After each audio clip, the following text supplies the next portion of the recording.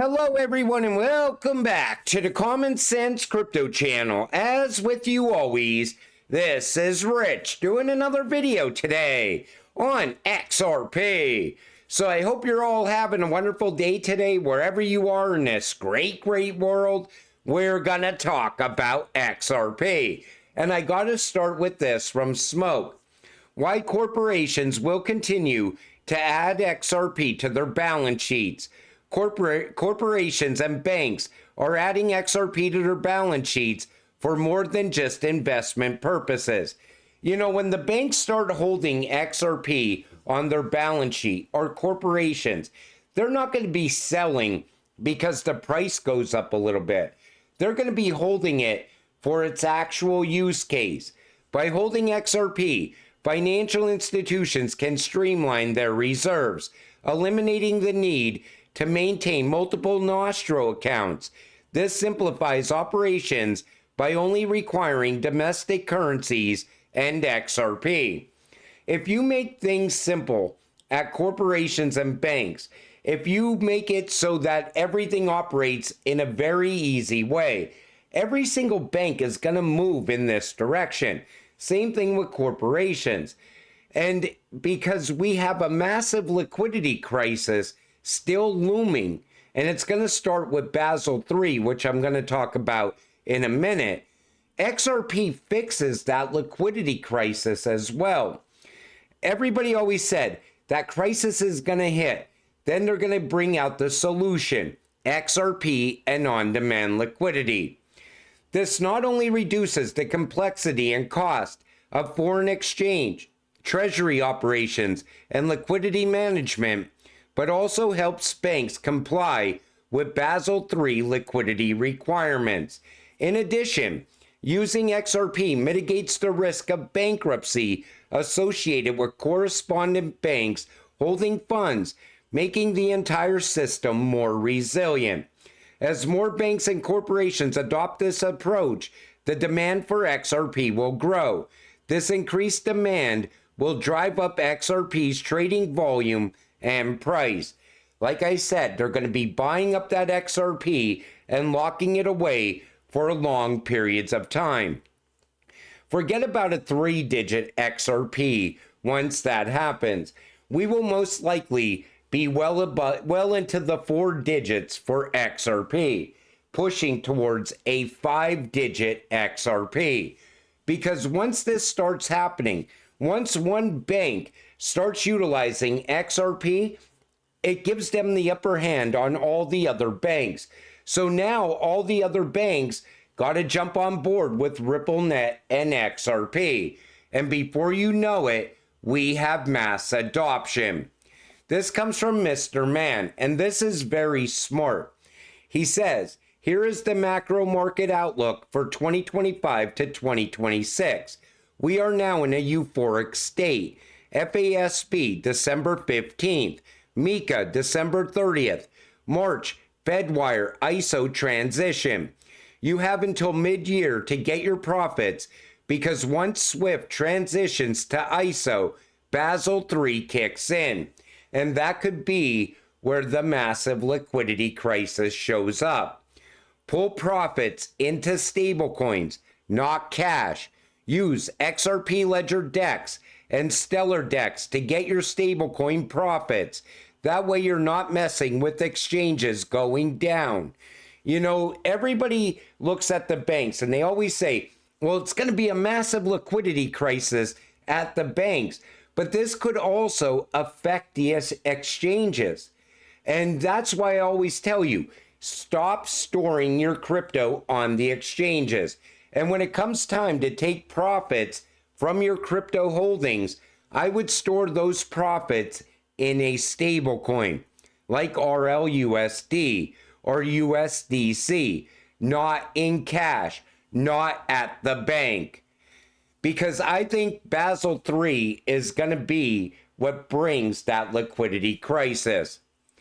We always talked about the last mile in payments. Ripple talked about it multiple times. David Schwartz talked about it. But what is it?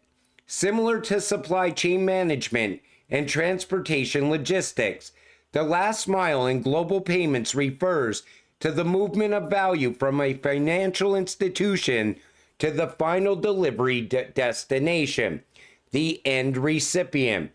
This last leg of a payments journey is plagued with inconsistencies, due in part to differing policies and infrastructure, country to country. You always see how people come out with these cash apps, and they look great, and everybody wants to use them. But the back end is where all the problems exist. The app is shiny and it looks incredible, but once you start making payments, you're always waiting for that payment to process, or you're waiting for the money to leave the account. That's because the last mile is what Ripple is trying to fix. That's the biggest problem area in a transaction. But take notice, they say, due in part to different policies and infrastructure from one country to another. I always said it, when it comes to stablecoin regulations, the world is going to adopt MiCA-like regulations. Same thing with crypto regulations. They're going to be global crypto regulations. Because when you're making cross-border payments, you can't have regulations being different from country to country, or cross-border payments would never work. That's why we're going to see global regulations, and they're all going to be pretty much the same, going from one country to another. I also talk about AI and blockchain a lot. I always say it's the fourth and fifth industrial revolution coming together. Yes, AI and blockchain are expected to transform the merchant payments ecosystem in significant ways in 2025. This comes from Volkswagen Group. So they talk about AI and blockchain. AI for fraud detection and prevention, personalized customer experience. AI is going to be driving everything around payments starting in 2025. Blockchain for transparency and security, tokenization and digital identity, DeFi integration, reduced transaction fees, autonomous payments. You know why AI and blockchain is coming together? We are pushing into a digital financial system. Humans are not going to be controlling that financial system. At the core of all of it is going to be AI. It's going to be keeping track of everything. Blockchain is also going to be utilized as well, keeping things transparent and secure. But then you're also going to have crypto, certain cryptocurrencies in there, reducing the transaction fees, reducing the transaction times. Because RippleNet technology is great. It cuts down on fees and it moves money very fast. But when you take RippleNet and you add in XRP and the on-demand liquidity, all of a sudden the transaction costs even less and the transaction time is cut down to 3 to 5 seconds. And we're going to see that around a lot of other cryptocurrencies as well. But this is why I tell you to invest in well-rounded cryptocurrencies, not just cryptocurrencies that are tied to one thing, like maybe tokenization or payments. But you want to be holding cryptocurrencies that are tied to tokenization, payments, custody, AI, GameFi, metaverse, and so on. This way, you're not buying a handful of cryptocurrencies. You're investing in maybe 2 or 3 different cryptocurrencies. And that's why I always look at XRP, XLM as well. XDC could be tied in there. Digital trade is going to be massive.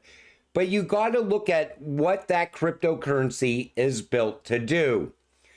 Breaking Project Treehouse, the revolutionary AI platform integrated with XRP Ledger, XRP payments, and RLUSD stablecoin. Once again, another AI project coming on to the XRP Ledger. And if you think AI is not going to pick up momentum in 2025, Mark Zuckerberg's Meta joins Amazon and Google to back nuclear energy to power AI data centers. If they're going this big on the power needed for AI data centers, you know there's going to be a surge in AI usage going into 2025. It's only going to expand and grow. This comes from Vet. We onboard not only users to the XRP ledger. As a strategic partner, Victus Capital is committed to invest into ecosystem projects and help them grow. Let's bootstrap the XRP ledger ecosystem together and take over. There's so many new projects coming to the XRP ledger. And the more projects that are building out on the ledger, that all also adds value to XRP. And we're going to see a surge in the price of XRP going forward. Once utility starts driving the price, you better be holding XRP. There's a lot of talk about gold now as well. In addition to the provisions on CBDCs, the bill would require the state treasurer to keep at least 1% of state funds in gold and silver. Missouri bill would ban CBDCs, making gold and silver legal tender. Here we go, the push into gold. U.S. states leading the move to a golden dollar. Everybody wants to go back to the gold-backed system. If that happens in the United States, the Fed is done. We no longer need the Fed at all. And now with Elon Musk pushing to get rid of the IRS as well, could you imagine 2025, they get rid of the IRS and the Fed? Do you know how fast the U.S. would turn around? People would be opening businesses, one after another. Things would start to get made in America again. That's how big that would actually be. Fed Chair Powell, Bitcoin is a competitor with gold, not the U.S. dollar. Take a listen. You know, one of the reasons I wanted to actually ask you about Bitcoin is, to some degree, people think that that is a symbol of people's faith or lack of faith in either the U.S. dollar or in the Federal Reserve itself, in terms of the system. What do you think of that idea? I don't think that's how people think about it. I mean, it's so, you know, people use Bitcoin as a speculative asset, right? It's like gold. It's just like gold, only it's virtual. It's digital. People are not using it as a form of payment or as a store of value. It's highly volatile. It's not a competitor for the dollar. It's really a competitor for gold. You know, that's really how I think of it. And you know, that's what the central banks are stockpiling. Gold. The U.S. has to continue to stockpile gold as well. Everybody wants a gold-backed system. You know, people keep pushing for this Bitcoin reserve, which I think is the dumbest idea at a time where the world is going to gold-backed currency. Breaking news, the CEO of one of the world's largest publicly traded oil companies says gold could become dollar's main competitor in world trade. Like I said, gold is always going to be my choice, not Bitcoin. I already hold some gold, and I plan to buy even more. Because every time a war breaks out somewhere in the world, you ever take notice how Bitcoin plummets in value? Gold does not move that way. Gold seems to always hold up, even in a time of crisis. Here's a former U.S. Treasury Secretary, Larry Summers, has labeled the idea of a national Bitcoin reserve as crazy. Take a listen. But some of what is being said, this idea that we should have some kind of national Bitcoin reserve, is crazy. I understand why we need a national oil reserve. I understand why a century ago we accumulated gold in Fort Knox. But of all the prices to support, why would the government choose to support, by accumulating a sterile inventory, a bunch of Bitcoin? There's no reason to do that other than to pander to generous special interest campaign contributors. And I honestly think Trump was pandering to voters when he was talking about Bitcoin. Trump loves the US dollar. Anything that strengthens the US dollar, he's going to be in favor of that. And you know, I could call the top on Bitcoin right now. Coinbase stopping non-compliant stablecoins already by the 13th of this month. So based on the latest information, we currently expect we will have to restrict services for the following assets next month: USDT, PAX, PYUSD, GUSD, GYEN, and DAI. Together, the MiCA restricted assets. So if Coinbase is going to restrict Tether on December 13th, most likely that will be the top for Bitcoin. Once Bitcoin starts plummeting down in value because the cycle is over, all the talk about Bitcoin will disappear, like we've seen with previous cycles. All the hype as Bitcoin's reaching new highs will end once the price starts falling. We've seen it time and time again. The good thing about being a utility cryptocurrency investor is going forward, everything is already shifting towards utility. Everything's already shifting towards a new financial system. Everybody wants fast, cheap, and secure. And that's what's getting delivered. Even with Trump going to the White House, I said it in previous videos, I think we're going to pick up right where we left off back in 2020. All the talk was back then, before the Ripple versus SEC case, was Trump meeting with Ripple at the White House.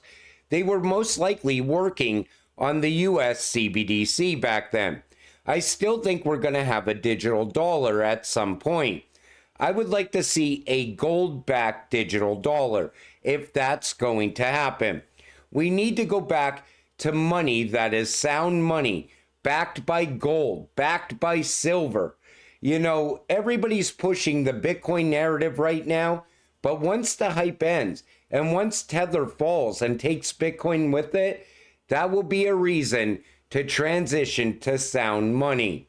Everything that we see leading up to the crisis that people are predicting in 2025, it shows you what we're going to have after the crisis happens.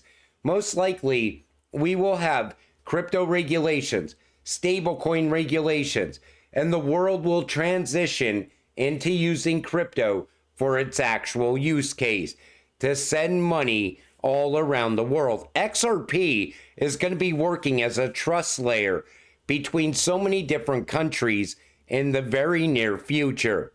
But until it all happens, stay patient, stay positive, and let's get rich together. With that said, I'm going to wrap up this video. I want to thank you all for watching. I appreciate all of you. I'll see you in the next one. Have a great night.